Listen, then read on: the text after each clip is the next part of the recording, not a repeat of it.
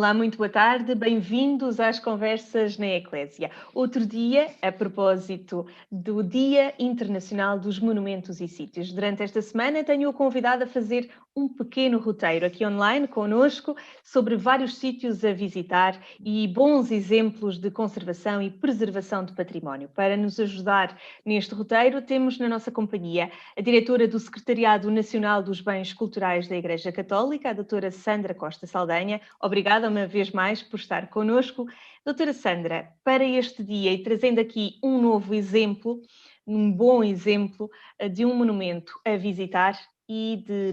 boa preservação e de boa conservação, temos aqui algo em Santarém que nos vai dar a conhecer. Sim, há um excelente exemplo que pode ilustrar de uma forma muito assertiva aquilo que são as boas práticas de conservação do património da Igreja em Portugal, que é efetivamente o projeto que tem há alguns anos esta parte vindo a ser desenvolvido na Diocese de Santarém,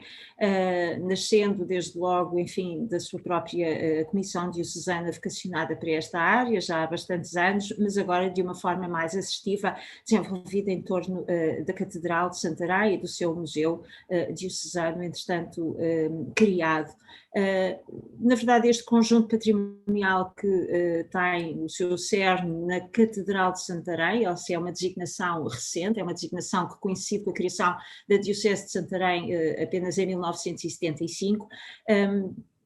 leva-nos ou evoca-nos desde logo aquilo que é também uma questão muito frequente em muitos destes monumentos, que é a sua readaptação e a sua constante necessidade de adaptação e de articulação com aquilo que são as funções que estes edifícios vão tendo. E é o caso justamente da Catedral de Santarém, que foi originalmente uma igreja de um colégio da Companhia de Jesus, com a evocação de Nossa Senhora da Conceição, portanto um edifício do século XVII, com intervenções que decorrem ao longo de vários anos, até aos meados do século XVIII, e que constituem, na verdade, um dos melhores exemplos da chamada arte dos jesuítas em Portugal, e testemunha todo esse legado importantíssimo da Companhia de Jesus, desde logo na sua fachada, onde se ilustram os principais santos jesuítas, e depois naquilo que é a riqueza do seu interior, das capelas, dos tetos, da pintura e tantas outras coisas. Mas também é um excelente exemplo, uma vez mais, como já temos vindo aqui a acompanhar com outros casos, das diversas convulsões que assolaram o património da Igreja em Portugal ao longo do tempo, e neste caso específico, por ser um colégio da Companhia, um antigo colégio da Companhia de Jesus, desde logo a partir do século XVIII, com a expulsão dos jesuítas em 1759, portanto a necessidade, desde logo, de readaptação e um período de abandono a que está sujeito logo no século XVIII, a concessão do edifício ao Patriarcado de Lisboa, onde aquele território se inscrevia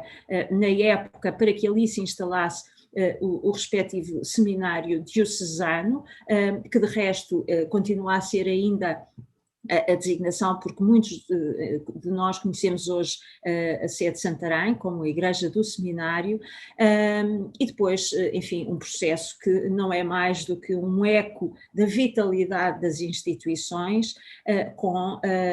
aquilo que são as mais recentes intervenções que têm tido lugar à volta da sede de Santarém. E com isso chegamos à questão que a Sónia tinha colocado, justamente com a instalação do Museu Diocesano de Santarém, que é na verdade um dos primeiros e mais bem conseguidos resultados daquilo que foi e continua a ser o projeto Rota das Catedrais, e a que está associada, a partir sensivelmente de 2012 até 2014, uma importante intervenção de conservação, de refuncionalização. Esta questão é uma questão muito importante, uma refuncionalização informada, assente no estudo, na investigação daqueles espaços, e também uma importantíssima campanha de conservação e restauro, assumida envolvendo várias dezenas de profissionais, e que tem uma importância acrescida no sentido que foi também a oportunidade de resgatar, no âmbito desse grande projeto, de resgatar um vasto conjunto de património do território da Diocese de Santarém. E, portanto, na verdade, o Museu Diocesano de Santarém, ao contrário de outros museus associados a monumentos, é um museu que não pretende apenas ser uma imagem ou uma continuidade daquilo que é a narrativa da Catedral de Santarém, mas também um local onde podemos encontrar um conjunto de peças representativas de toda a Diocese, peças que foram criteriosamente selecionadas em função da sua relevância, da sua importância cultural, espiritual, artística, e que foram objeto de uma intervenção e que foram devolvidas à comunidade e que hoje podem ser vistas na exposição permanente do Museu Diocesano de Santarém. Doutora Sandra, quando fala aí em resgate de peças, isto acaba por também dar a perceber a quem visita, neste caso o Museu de Santarém, que havia peças espalhadas que se calhar as pessoas não teriam a oportunidade de as ver nos locais onde elas estivessem, seja noutras igrejas ou até em casa de particulares? Sim, o resgate tem efetivamente utilizei a palavra resgate precisamente porque é disso que se trata. São peças que em muitos casos não eram conhecidas, não estavam ao culto e estavam, muitas delas, em risco, provavelmente, de desaparecerem, justamente devido ao seu estado de deterioração e de degradação, e portanto foram literalmente salvas, não é? Resgatadas dos locais onde estavam, depois devidamente identificadas. É evidente que, como noutras circunstâncias, este é um processo que decorre associado a um outro menos visível e menos conhecido, que é o do inventário. É o conhecimento daquilo que é o património de cada paróquia, que possibilita justamente a identificação dos riscos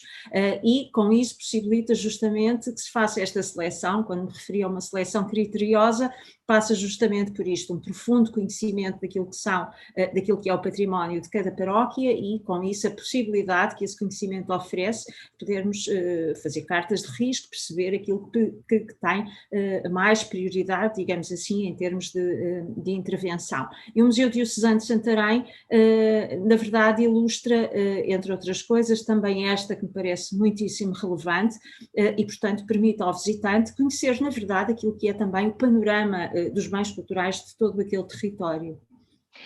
Este ano, para o Dia dos Monumentos e Sítios, a temática é os passados complexos, futuros diversos. A doutora Sandra falou aqui deste caso muito concreto, que houve aqui uma adaptação para este Museu Diocesano de Santarém. Como é que se faz também uma adaptação para convidar os diocesanos a vir visitar um museu destes? Eu falo deste caso concreto, mas acredito que há esta preocupação em vários locais do país. Uma adaptação dos paroquianos, bom, eu não falaria propriamente em adaptação, mas essencialmente eu penso que estas iniciativas são também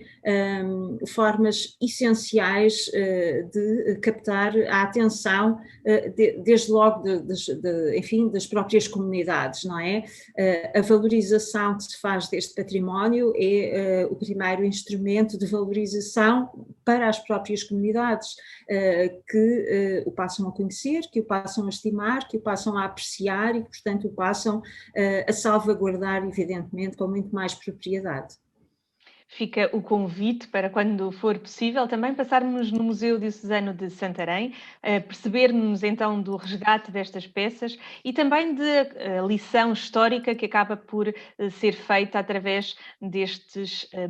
monumentos, deste património. Doutora Sandra Costa Saldanha, muito obrigada. Uma vez mais, vamos continuando durante esta semana neste nosso roteiro do sul para o norte do país através do património.